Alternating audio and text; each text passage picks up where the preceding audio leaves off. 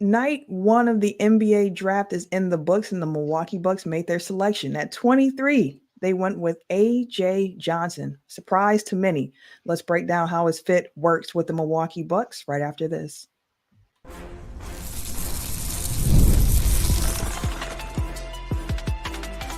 You are Locked On Bucks, your daily Milwaukee Bucks podcast, part of the Locked On Podcast Network, your team every day.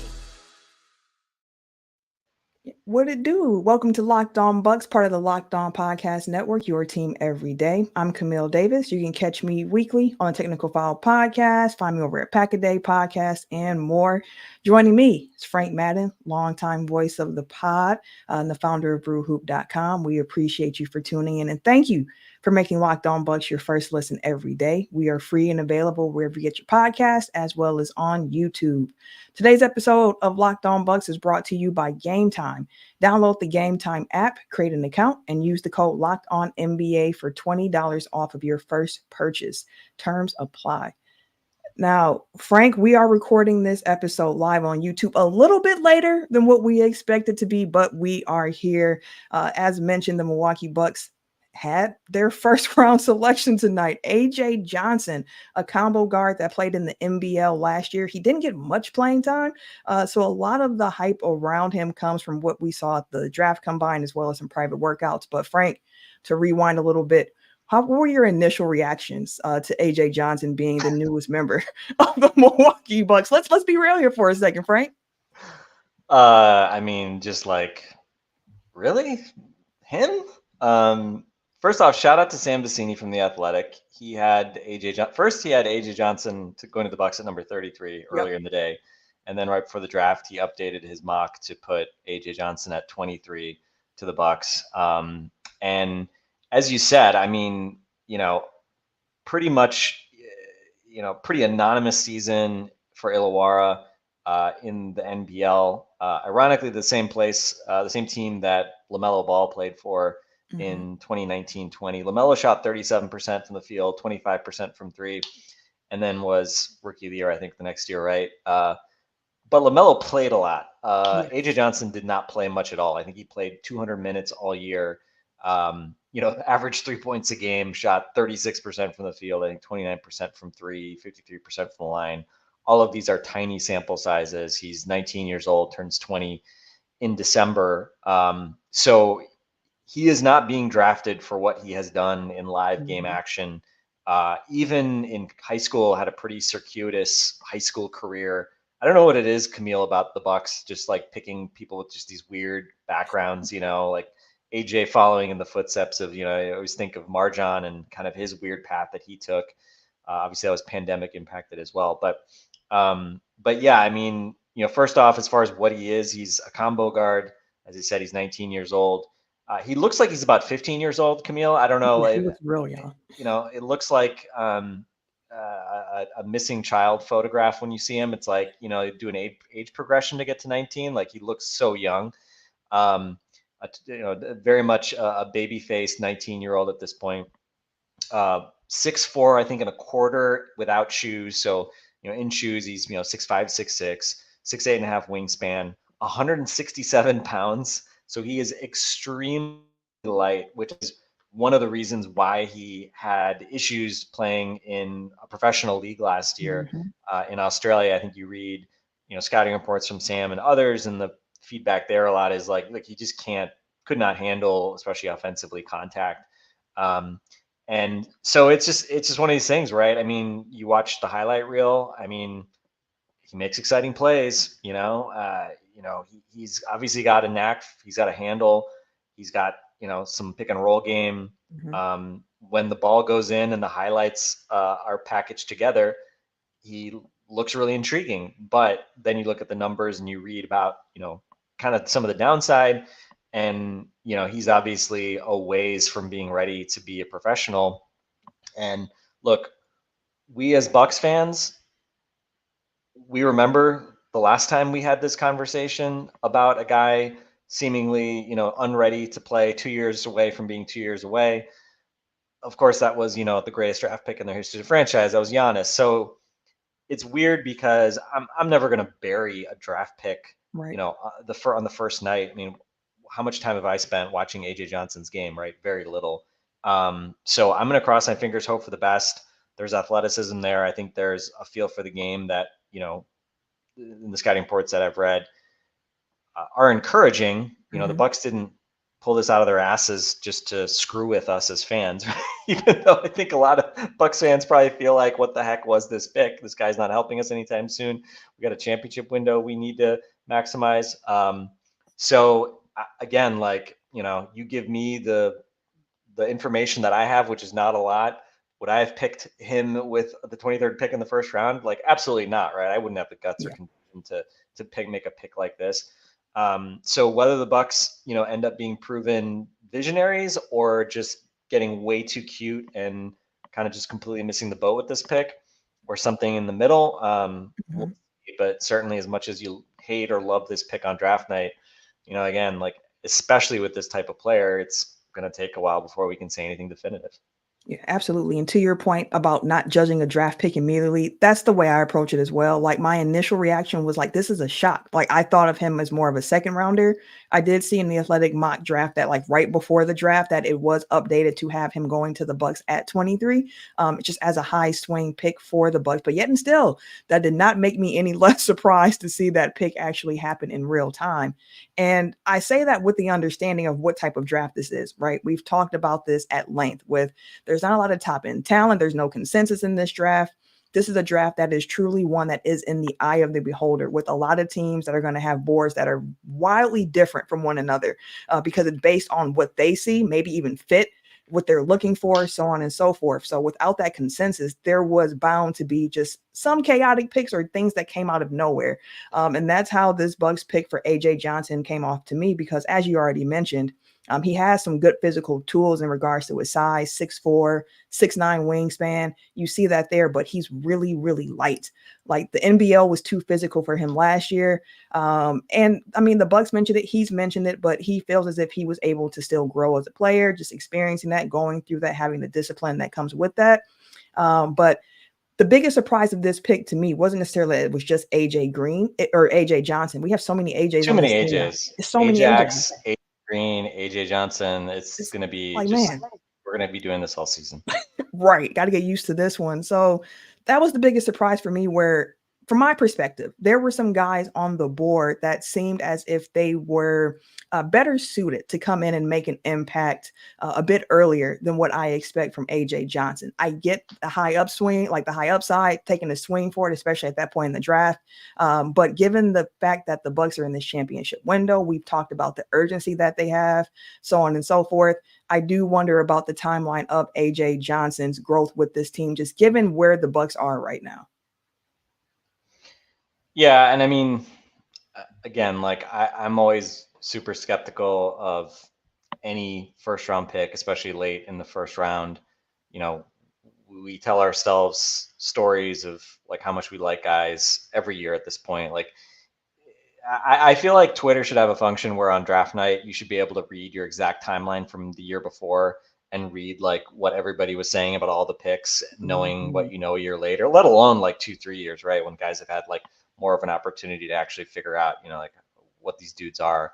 But inevitably people get, like, totally bent out of shape because, you passed on some, like, guy at number 45, or I don't know, like, having covered the draft for so long. One of my favorite examples, Camille, was, I remember, I don't know the year that Marshawn Brooks came out, but I remember just, like, in the Brew Hoop comments, just there were some people that were so angry that the Bucks did not get Marshawn Brooks in the second round of whatever draft that was. And, like, oh, Marshawn Brooks, like, there was stuff about, like, how he practiced in the scrimmages, he carried himself like Kobe and he modeled his game after Kobe. And it's like, guys, we're talking about freaking Marshawn Brooks, Great college career at Providence, for those who might not remember Marshawn Brooks, but, spoiler alert, did not end up being a guy that, mattered a whole lot. And that's unfortunately the reality of draft picks, right? So I do think I think it's fascinating that this pick was made. I'm very interested to see tomorrow with the 33rd pick. Obviously, they have not made a trade. There's been lots of smoke, relatively speaking, for the Bucks about, obviously Pat Connaughton and Bobby Portis, the perpetually available Pat Connaughton and Bobby Portis. No trades involving them. Brooke Lopez, obviously newer to this trade rumor machine that we're used to with those other guys.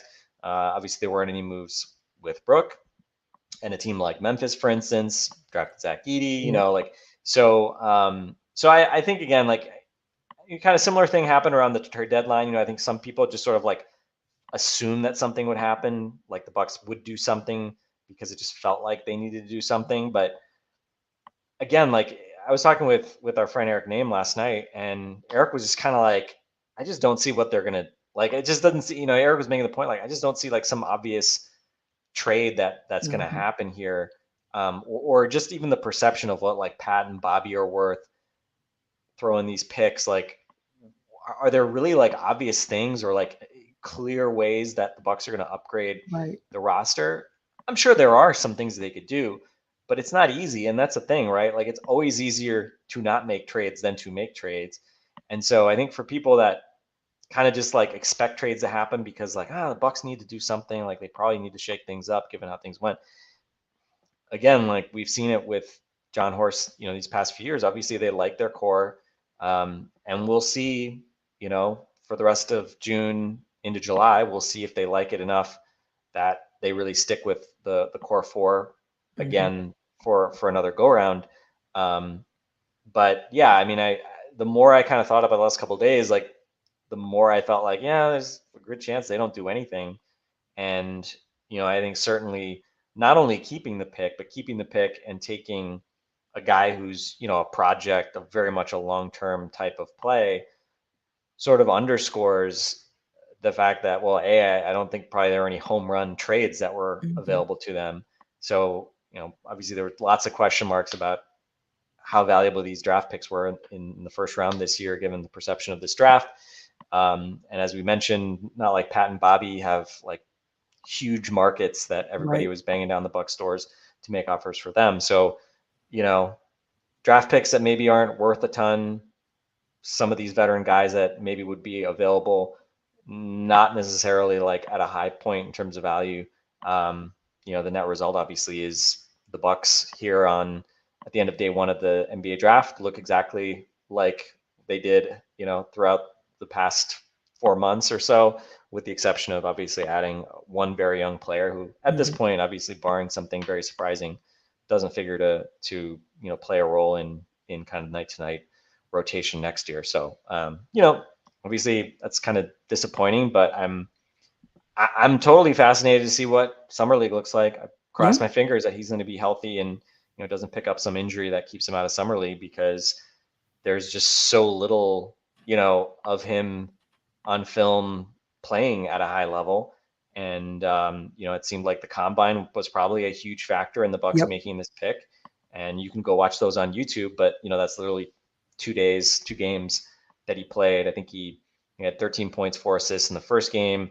He had 4 points, 6 assists. I think he only had one turnover over 2 days. Across 2 days. Yeah, 10 assists. So obviously, again, like without that, like, do the Bucks even entertain this? Maybe not, right? So again, either that's the Bucks leveraging, you know, information that gives them an inside edge on a guy that has perhaps higher upside than anybody else realized, or they're overreacting to a very, very small sample size. Right? So we'll see. I don't know that we're going to get a ton of sample size of AJ Johnson next year. So we may need to tune into herd games to get more of that. We absolutely might. I mean, there's a lot more to discuss here with AJ Johnson joining the Bucks tonight, like his perspective, like how might he fit with his ceiling? Like if he does get playing time, what is he like next to Dame? Some questions just around the roster itself. And I mean, we talked about if this was a good pick or not. In our opinion, I'm going to speak for you in this moment, Frank. It's a little too early to tell. It's draft night. Of course, there's instant reactions to it, but time will tell. And Summer League kicks off July 6th, if I remember correctly. So it won't be too long before we see AJ Johnson take the court for the Bucks, assuming health. So a lot more to talk about with the Bucks #1 draft pick right after this break. Let me be honest with y'all for a second here, okay? Because one of my least favorable qualities is the fact that I can procrastinate. There can be something that I want to do and I just don't do it until the very last moment. And that's part of why I love Game Time, because I can procrastinate and still get last minute tickets with great deals to the games and events that I want to attend. With Game Time, you can save up to 60% of buying last minute for sports, concerts, comedy, theater, whatever it is that you're looking to go to. Plus, now Game Time is an authorized ticket marketplace of Major League Baseball. So that makes getting tickets even faster and easier. I mean, the Brewers are doing pretty good, y'all. If the Bucks pick, pissed you off a little bit, you might want to check out some Brewers games. But with killer last minute deals, all in prices, views from your seat, lowest prices guaranteed, Game Time takes the guesswork out of buying MLB tickets.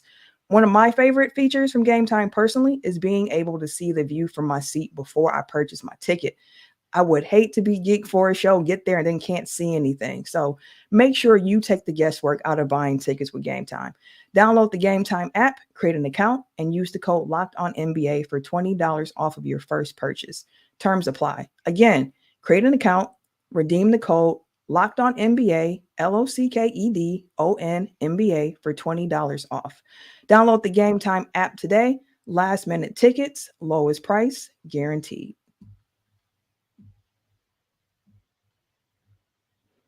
Are you somebody who likes just to have on sports talk in the background while you're doing what it is that you do on a day-to-day basis? I can understand that. You might have on Fox Sports or ESPN, and you might also catch yourself having to turn the volume down a bit. So make the switch over to Locked On Sports Today, which is a free 24/7 sports streaming channel programmed for you every single day to bring you the biggest stories without all the screaming. Locked On Sports Today brings you can't miss analysis, opinion, plus news. It's streaming 24/7 on YouTube or the free Amazon Fire TV channels app, part of the Locked On Podcast Network, your team every day. Now, Frank, one thing that we talked a lot about leading up to the draft was, will the Bucks trade their draft pick? It was on the table for us thinking about it like, hey, they already have 4 young guys on the roster. The other 2 AJs, AJ Green, Andre Jackson Jr., Chris Livingston, and Marjon Beauchamp. So we were thinking like, okay, they have 2 draft picks in the 2024 draft. If they use both of them, they would have theoretically 6 young guys on the roster unless another move was made. Seeing that they took with this pick, someone who doesn't even project to be playing meaningful minutes in the NBA next season, it does make me wonder around that combination of young guys that the Bucks do have on this team and what the future might hold for some of those guys. Because we've talked about the Bucks needing more athleticism. The Bucks need to get younger. And with this pick, they definitely got younger and they got some athleticism there. But I'm speaking for you again, but it doesn't seem like he is going to be playing this season. So I do wonder what that means for some of the other young guys on the roster and their development as well. Yeah, I mean, you look at the kind of just the roster math right now, right? Between Giannis, Dame, Chris, Brooke, Bobby, Pat, Marjon, that's 7 guys. Add in AJ, that's 8. Chris Livingston, 9. Andre Jackson, that's 10. So let's assume Pat Bev is back. Let's assume, well, I don't even know what to do with Thanasis at this point. Like, Me either, honestly. like I don't know. Let's just assume they give Thanasis back because literally it's the Giannis tax one more time. That would put you at what, 12 guys, and then you've got basically 3 more spots. So is it these 2 draft picks? You'd have 1 more veteran roster slot available, right? That you could use to kind of round out the roster to get to 15. So yeah, I mean, as we've talked about with Justin, carrying 2 rookies plus Ajax plus Chris plus AJ Green plus Marjon just feels way too heavy on children versus like what I would expect the Bucks would want in terms of veteran types. So I think something's kind of got to give there in terms of like all these guys. So I think as you alluded to, the question is, does that take the form of the Bucks trading number 33 tomorrow? Mm-hmm. I think that's one of the interesting things about the 2-day draft, which by the way, I'm totally fine with this, like spreading this out.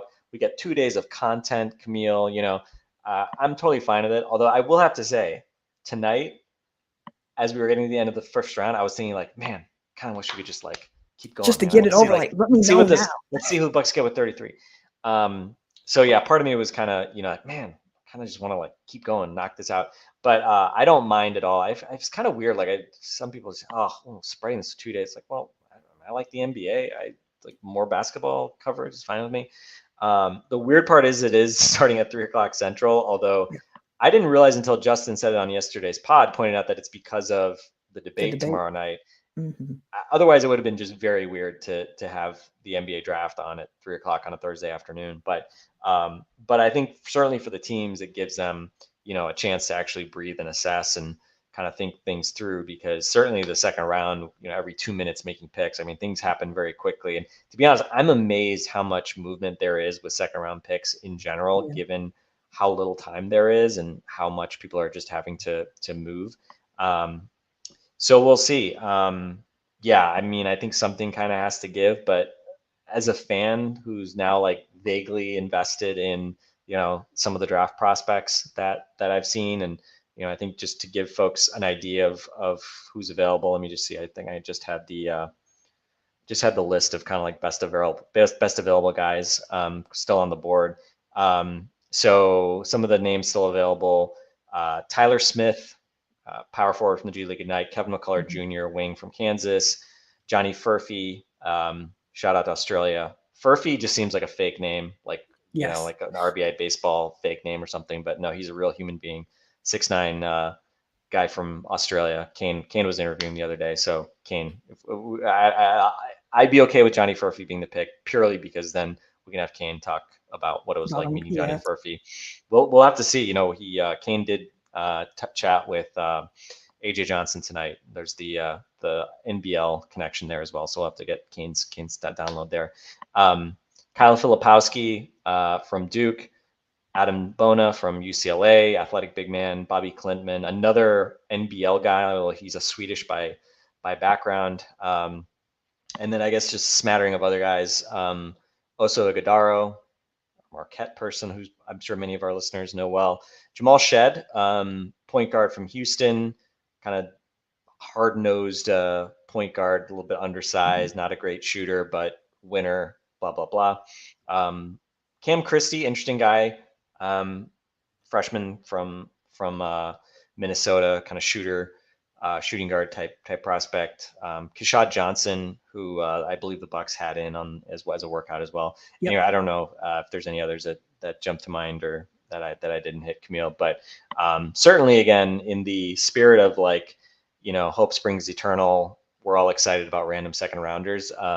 I certainly, hey, a number of those guys I would be happy with, like a Filipowski guy who I wouldn't have been happy with at 23, like second round, sure. But now it feels different. Yeah, exactly. Like, he can be our Polish Mo Wagner. Wouldn't that be everything we always wanted out of a second round pick? Yeah, he probably could be. I mean, I want to talk a little bit more about the second round tomorrow, because one thing that's so interesting about the draft being 2 days now is that, to your point, it gives teams a little bit more time to think things over. And I do wonder if we see a flurry of trade activity in between night 1 and night 2, because teams have had time to think it over, reevaluate their draft board. And in addition to that, to the draft being 2 nights, the second round is a little bit longer now as well. Instead of the 2 minutes for each pick, they're getting 4 minutes for each pick in the second round. So it's going to be a longer evening going through the second round than we're used to in times past. But let's afternoon. talk Just afternoon. Afternoon. I'm so used to night. Yeah, afternoon for sure. But let's talk a little bit more about that after this break.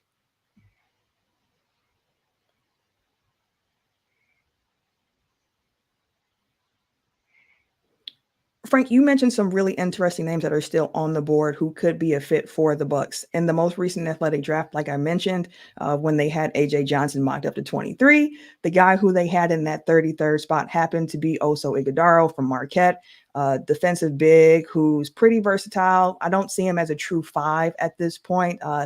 Not really an offensive guy as well. He has a nice little floater. That's unusual touch for a big guy, I would say. He's an offensive hub type of guy. And seeing that mocked him, I was like, okay, I can kind of see, like, we've heard that the Bucks have been in the market for a big, which is part of why the pick of AJ Johnson was also like, oh my goodness, because we watched Khalil Ware go at 15 to the Heat, And I was like, of all the teams, he went to the Heat, which is already like, I don't want to see the Heat hit on somebody like that if that's where they're going. We see the Nuggets trade up right before the Bucks to draft Deron Holmes, another big who a lot of Bucks fans were looking to get for the team as well. And then when the Bucks do make their pick, they get a combo guard who projects. We've talked about, again, defensive versatility. He projects to be somebody who could become a good defender. But as we mentioned, at this moment, just doesn't have the strength on his frame to consistently do that.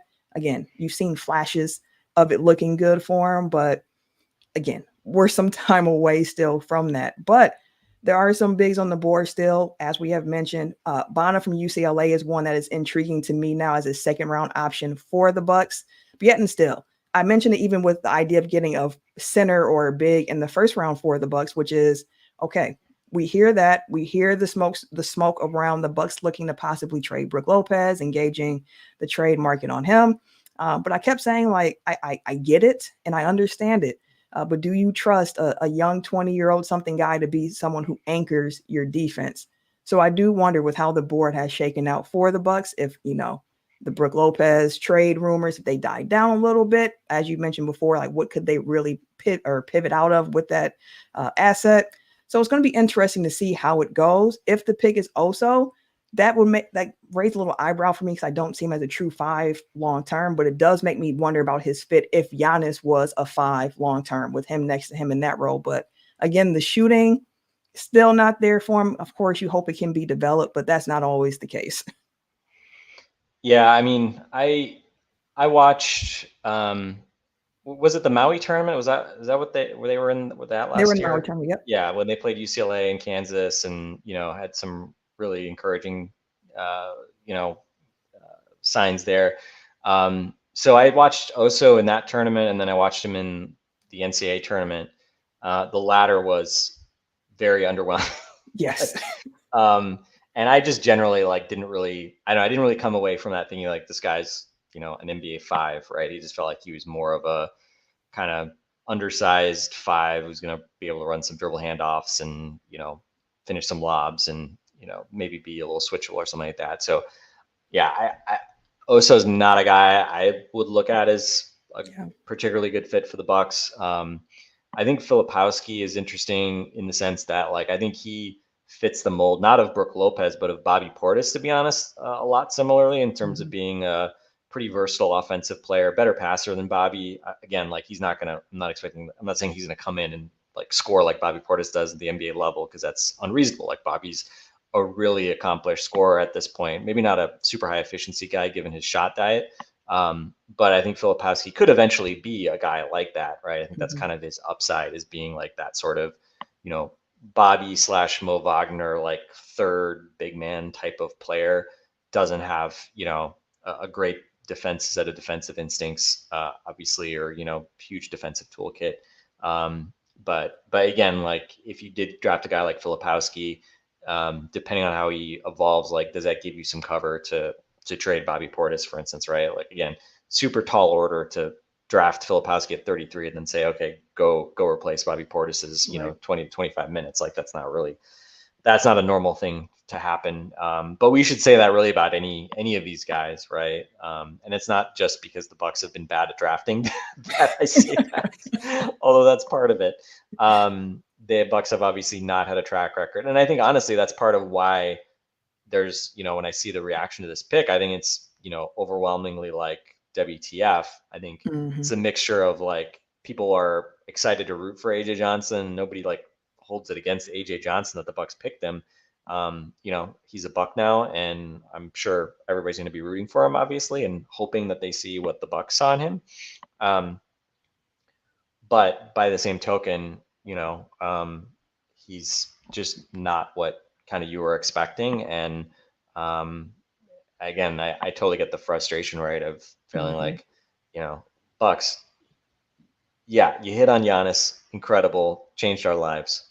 But since then, have the Bucks drafted in a way that makes you want to give them the benefit of the doubt when they take a cut like this? No, Bucks have not shown that they are some, visionary drafting team that can pick these guys out of the woodwork and, see something that no one else sees, and that's what this pick kind of is. So I don't know. I mean, I will say, like, as I was watching kind of some of his highlights, I mean, and reading kind of the scouting report from like Sam Vecini in particular, like I think the stuff that encourages me is like, yeah, I mean, it's nice that like if you take your most optimistic view of his upside and kind of the building blocks of his game, like it seems like maybe there's he can do everything. Like, like obviously he's not going to be like a super strong bullying like guard or something like that. But the athleticism, the fluidity, John Horst just did his press conference, talked a lot about his speed and deceleration. It sounds like in Sam's scouting report that maybe playing at different speeds wasn't really a strength last year, that he was mostly just trying to play fast and put pressure on defenses. Had some pretty impressive, driving attacks of the rim, dunks on guys, things like that, which is, important to see, right? That he's got that level of explosiveness, because I think especially as he gets stronger, that will pop even more. So if he's explosive, even when he's, 167 pounds and not really particularly strong, then obviously there's a lot of hopefully untapped potential there. But the fact that like if the stroke, which looks good, seems like he could become a good shooter at the NBA level, the driving is there, he's got some playmaking ability, like he can be a lead ball handler. And then defensively, that was one of the main things Sam's pointed out, was that over the course of the year, he really was engaged defensively. And, you look at young guards, like defense is typically not an area, especially for physically underdeveloped ones, that you would say is a strong suit typically. So if he's already, has the makeup of being at least a high effort defender who's going to make the most of his toolkit, which hopefully will be improving as he gets in the weight room and starts working with, NBA conditioning staffs, all that. I mean, again, glass half full. There's a lot of upside kind of on both ends, it seems, with him. But the time is now for the Milwaukee Bucks, and obviously being able to take advantage of that, maximizing their championship window. They could have used this pick, perhaps more importantly, theoretically, in a trade, right? That would have probably been the thing that would help you maximize your window the most. And obviously at this point, like, once you make these picks, you're generally not going to turn around in 2 weeks and trade them, especially with a guy like this, given where most people thought he was going to get picked. So he's going to be a Buck for how long, we don't know. And you just hope that he gets enough opportunities and he shows enough trajectory that like you actually get a chance to really get a feel for what he can be, and he doesn't then just end up being a guy that just doesn't play, and in 3 years you just like, I guess we're not going to pick up the option because we just don't know what this guy is. Yeah, you're hoping it's not another like Rashad Vaughn situation or something like that when it comes to AJ Johnson. And to wrap up, I just want to say again, like I definitely understand the initial reactions. I see it in the comment section as well as we record, of just a lot of overwhelming. I can't believe the Bucks made this pick. What are we doing? So on and so forth. And again, it's a high upswing, like it's a swing pick for the Bucks. They see a guy with a lot of potential in their eyes, so they're going to take the chance and see if they can develop into something. Because when you're picking 23rd in the NBA draft, normally you don't get an all-star. So they're trying to just say like, hey, let's try to get a prospect that we think can be something special.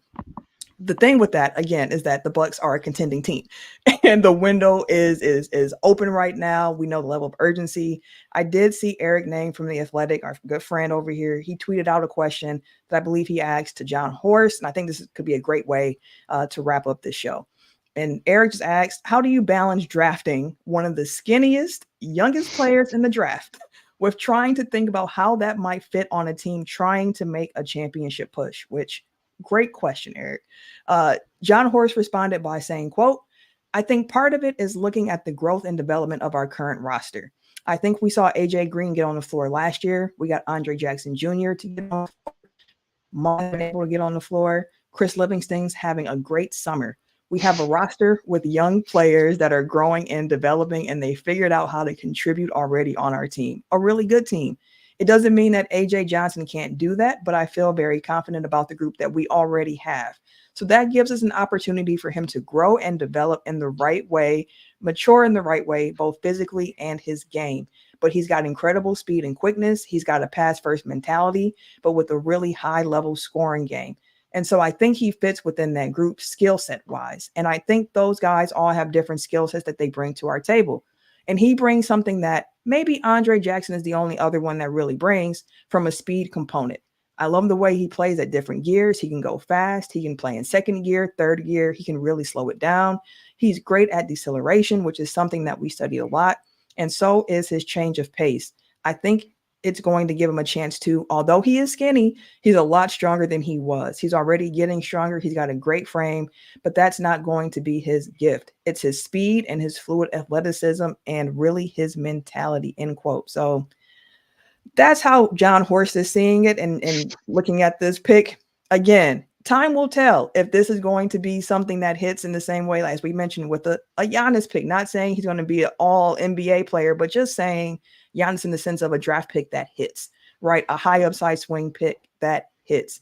He can be somewhere in there, or as I mentioned, could be like another Rashad Vaughn. Time will tell, but the Bucks are going to be back on the clock tomorrow. Go ahead. I think, Camille, we got to get him to Rocky Rococo's. That'll help them bulk up. Super slices, some cousins. Breadsticks.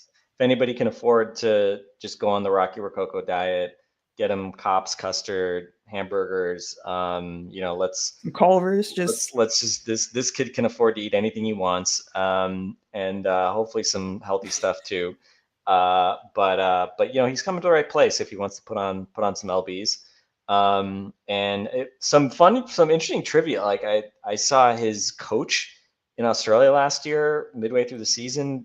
Jason Tatum's dad took over as the head coach. So I don't know how to feel about that.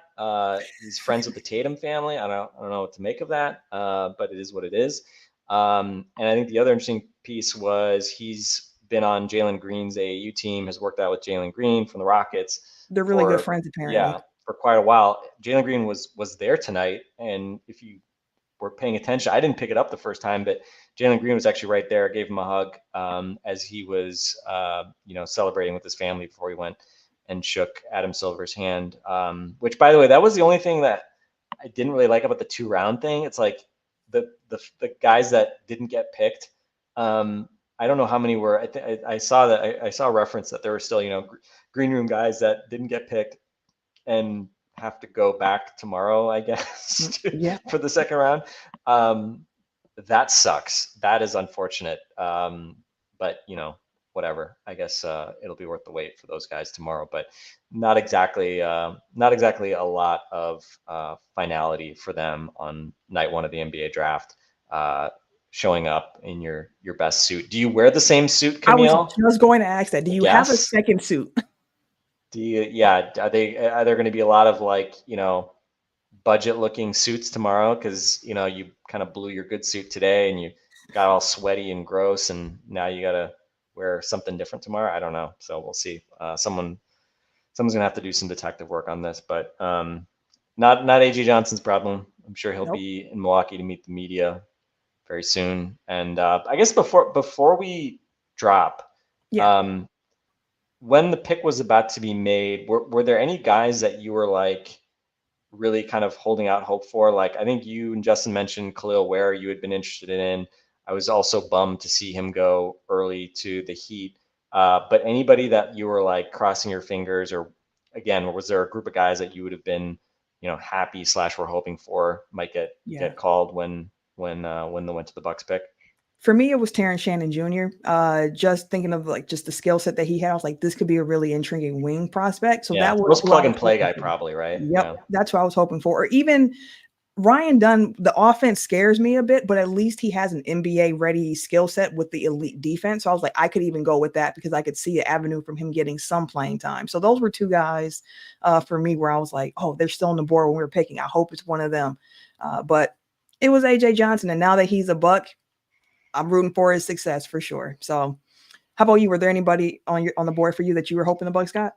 Yeah, I mean, I think Ware being gone, I think he was the guy. And it's funny because with Ware, it's what do I really know about Khalil Ware, and how confident am I that he was going to, be some great pick for the Bucks? Not that confident, right? Of course. We don't know. We don't know. But I could at least talk myself into the idea of Khalil Ware pretty easily because he had the kind of inside out game, the size, and kind of the defensive projectability, right? So you could easily sort of say like, oh, I could see that guy being kind of the heir apparent at center. That was kind of the pick of convenience, but of course kind of went out the window. So yeah, Shannon was probably again the most like plug and play guy, like just narrowly thinking about like, oh, who could we pick that could maybe actually make a run for rotation minutes. Again, is he going to be the starting shooting guard? Probably not. That may be a bit optimistic, but I mean, right now, who's the starting shooting guard? Like AJ Green, right? I mean, like the bar is not that high. Shout out to AJ. So which AJ? You got to clarify going forward now. AJ Frank. Green, probably AJ Green, but maybe Ajax, maybe Andre Jackson has a better chance. I don't know. So yeah, those guys are kind of come to mind, but I don't know. I mean, I honestly like there were, like some of the guys like Filipowski, I did not want to take at that spot. He was definitely a guy I was like kind of hoping would get picked so that the Bucks wouldn't pick him at 23, but at 33, sure, whatever. Right? Like, he's a very productive player, like good pedigree, blah blah blah. So yeah, I don't know. We'll see. Furphy I thought was interesting. Not the guy I would have like picked out of a lineup to go 23, but again, like 33, like sure, why not? But it's just, I think it's really interesting because, again, how many young dudes do you want to carry on this roster? I don't know. I'm sure Chris Livingston and Marjan and, well, especially those two guys are probably eagerly seeing if more guys are going to get picked that could potentially battle them for these scant rotation minutes that they probably aren't going to get anyway. But I don't know. We'll see. We're going to see. We'll also see tomorrow, if the Bucks keep that pick, who is going to be the newest Milwaukee Bucks. So make sure that you stay tuned in to Locked On Bucks. We'll have you covered with the Bucks second round draft pick. If they make it, and if they don't, we'll still be here to give you an update on what happened with it. So for Frank and myself, we'll catch you later.